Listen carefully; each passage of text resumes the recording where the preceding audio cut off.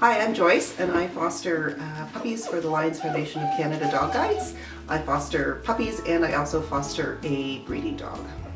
So the Lions Foundation of Canada Dog Guides provides service dogs to clients that, people with physical disabilities that would need a dog to help them with their daily routines for no cost. So my job as a home whelper is to make sure the area that they're in is kept clean and sterilized every day. Lots of laundry, cleaning the towels and toys, ensuring they're introduced to different sounds and people, socializing them as well, and also just keeping them active and making sure the mom is taking care of them. Each female breeding dog has about 5 litters, provided they're healthy. So in the morning we get up with the puppies and we take them all out of the puppy play area, and then we sterilize and clean the whole area, including toys and towels, and feed the puppies, and then they go back into the area and they just have a day of sleeping and playing and have visitors socialize them. Most of the puppies are actually born at the kennels in Breslau, and but there are a few people that do the home whelping. We submit names to the dog guides, and they choose names. They have to choose the names that are not in service. So if a dog has a name, they can't repeat that name until that dog retires. And every litter is in an alphabetical order. So this litter that we have right now is the Z litter, so all the puppies' names start with the letter Z. And it's just amazing to see them grow from when they're as tiny, when they're just born, to the 6 weeks that we have them. It's just incredible to see how quick and amazing they grow and learn and develop. It's a lot of cleaning and trying to stay on top of the cleaning up of the poop and the pee. So we get the puppies for about almost 7 weeks, and once they're around the 7-week mark, they go back to dog guides. They get vet checked, microchipped, and vaccinated, and then the foster families come and pick them up the same day. Hi there, my name is Serena, and I foster future dog guides. My name is Ty, and my family fosters guide dog puppies. We have fostered 1 puppy, but we have looked after many puppies. The puppy is about 7 weeks old when you start fostering them. We teach the puppies basic obedience, so things like sit, stand, stay. We also teach them socialization, so getting used to different environments, working with different noises. To socialize the puppies, we bring them to events, meet new people with the puppies so they get to know people and get familiar around other people.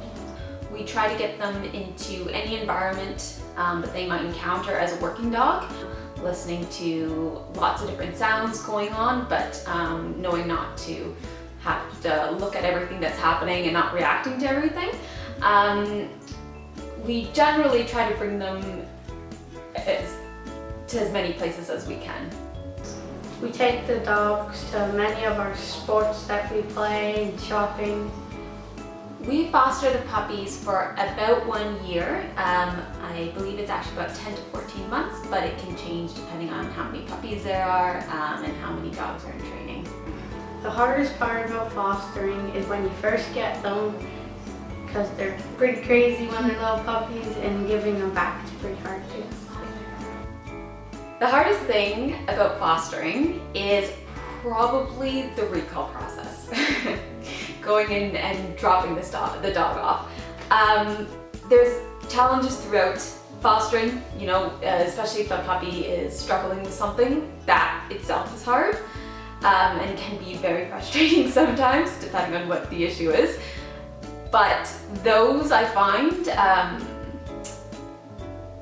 they're easier to get through because A, you have a lot of help from people, you have a lot of support from the puppy staff, and B, when the dog does get it, there's that sense of relief, and so it doesn't seem as bad looking back at it. But unfortunately with the recall process, you drop the dog off, you leave without a dog, and you don't always see your dog until graduation, so waiting up until that part can be very, very hard.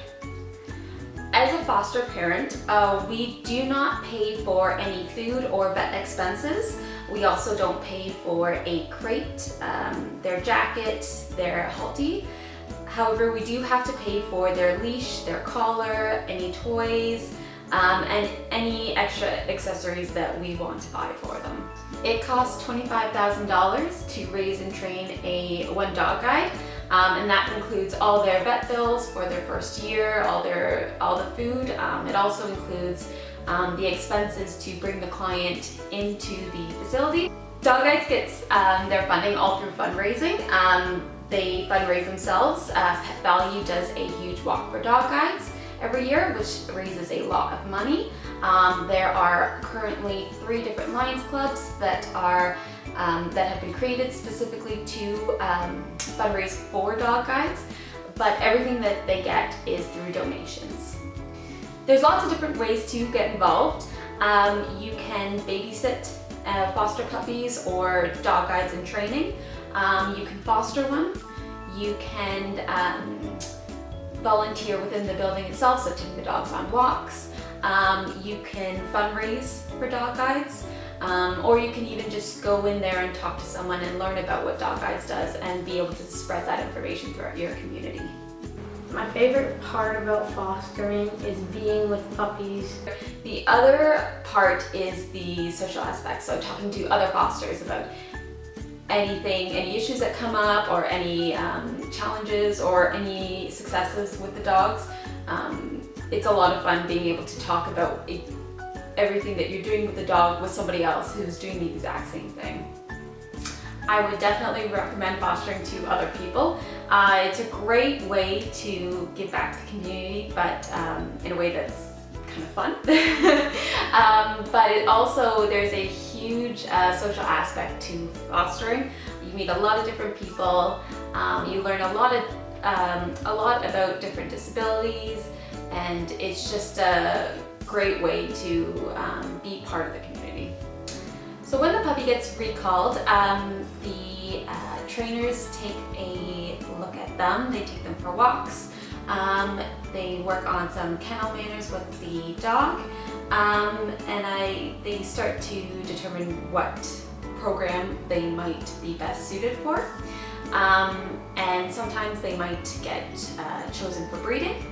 And sometimes if there's any issues that they can't get over, like dog distraction, any health issues that might impact how they're working, they will get career changed into a pet.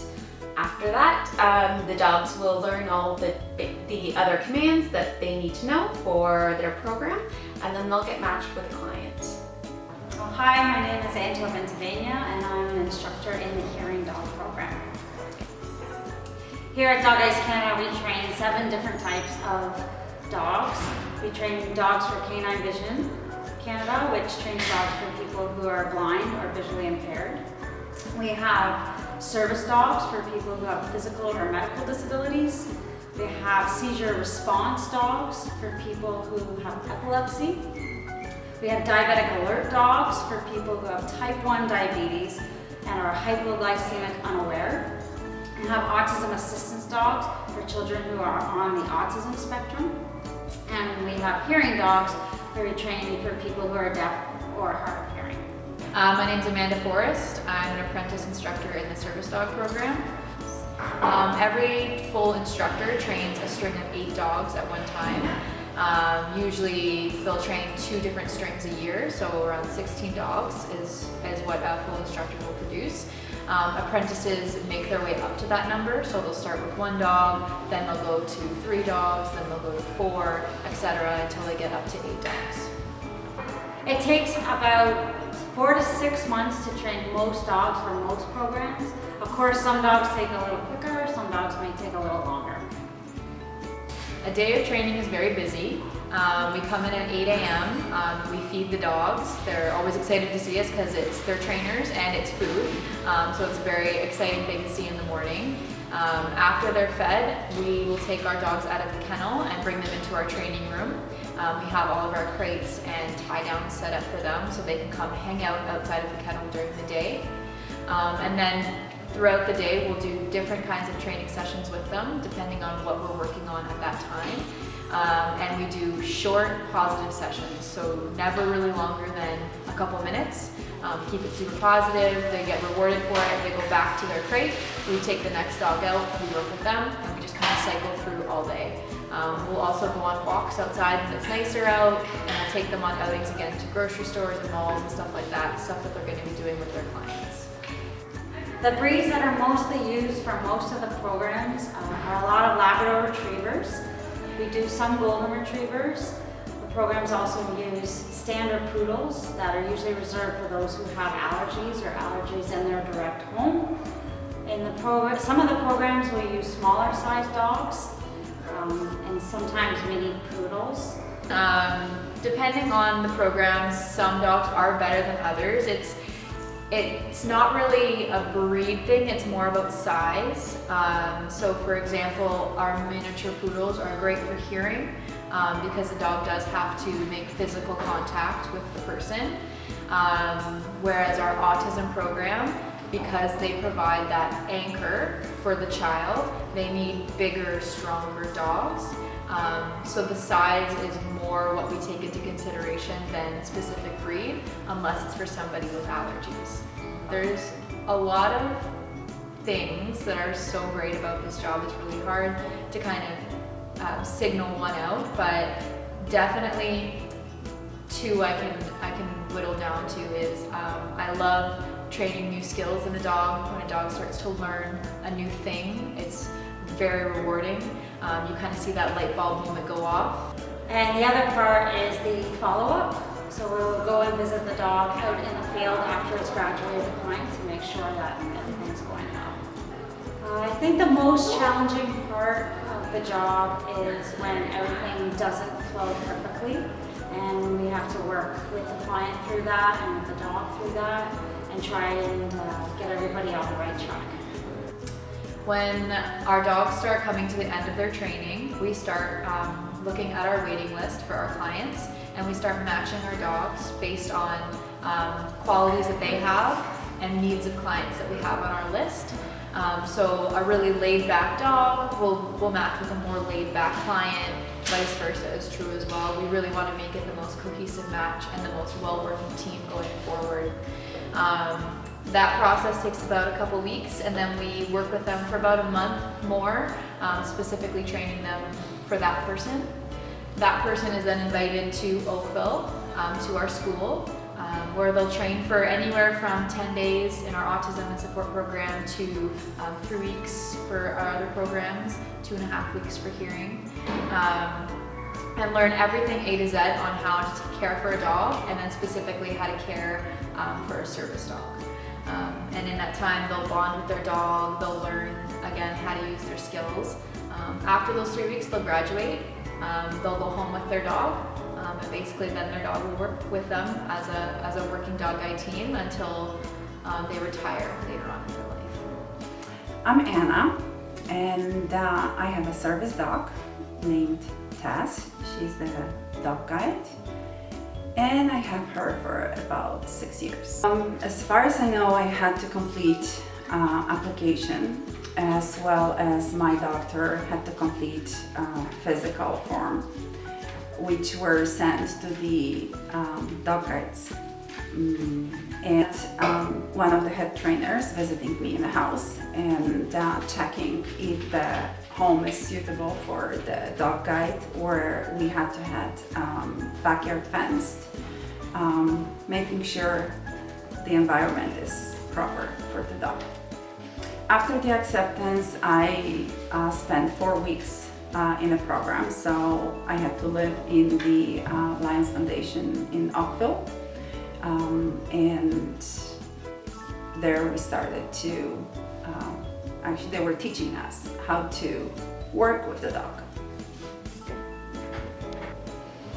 My first impression when I received Tess, my service dog, was amazing. She looked at me like she was just happy to be with me, and seeing how she works and what she's doing and putting her head on my lap, and even she didn't know me that long, was amazing experience. That the dog senses you and knows that you're gonna be her handler. The most important part in learning was to know the commands, what to tell the dog if we want them to do certain things, like fetching or opening the doors or pushing the button to open the doors. So there are special commands that we had to learn, and about 2 days we were practicing on few other dogs before we were introduced to our own dogs. Tess is from the Special Skills, which was actually back in 2013, and now it's called only Service. But she was in the program of Special Skills and what? There's a lot actually during the day. Most important are opening the drawer, closing the doors, opening the doors. Once, twice a week, she's helping me with the laundry, and of course taking off my jacket and socks and bringing me shoes. So there's a lot of things she loves to do, and she's eager to help and do them. So it helps a lot, but most importantly, she gives me companion, and she's always beside me. The bond and connection actually came from the first moment I met Tess. She was introduced to me, and we knew right away, she and I, that we're gonna bond together, and it was amazing to see the dog being happy. Yes, the trainers do follow up in the first year. They come home, they ask questions and checking if everything is okay and working, and if we're still bonding and how everything works. Most challenges are some people where they want to just touch her because she's a beautiful dog. Not only smart, intelligent, but also beautiful. So people do want to touch her, and it's just sometimes hard to say, please don't touch. But otherwise, people are more educated and they're accepting the dog guides. With Tess, I noticed since she's doing a lot of things every day, she's used to them. We do repeat few things just for fun, but most of the things she's doing every day, she doesn't need the training. In my situation, because we already had a small dog at that time, I was allowed to have it, and I was told that Tess will exactly know her spot, and the little guy also will know his spot in the house. So when we brought Tess to the house, actually she showed right away that she's the boss here, and they both bond beautifully. There were no issues, and still Tess was doing her task without any interruptions. Yes, Tess goes practically everywhere with me, especially she likes go shopping. The dog guide makes huge impact.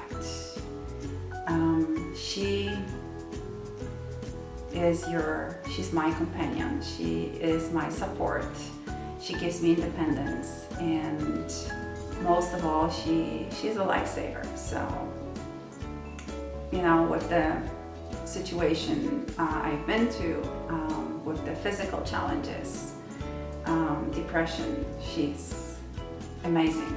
She puts a smile on my face and wakes me up in the morning, brings me shoes if I don't want to get up, and she just keeps me active.